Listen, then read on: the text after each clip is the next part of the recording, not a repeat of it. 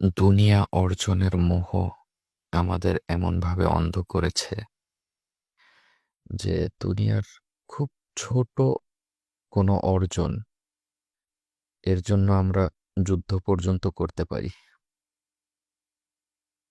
হযরত ওমর বিন খাত্তাব রাদিয়াল্লাহু তাআলা আনহু একটা উক্তিতে তিনি বলেছেন, দুনিয়া অর্জন নয়, দুনিয়া বিমুখতাতেই রয়েছে দেহ ও মনের প্রশান্তি।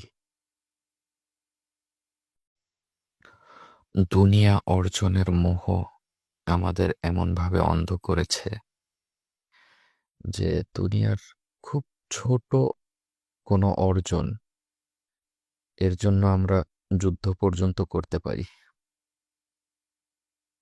হযরত ওমর বিন খাত্তাব রাদিয়াল্লাহু তাআলা আনহু একটা উক্তিতে তিনি বলেছেন, দুনিয়া অর্জন নয়, দুনিয়া বিমুখতাতেই রয়েছে দেহ ও মনের প্রশান্তি।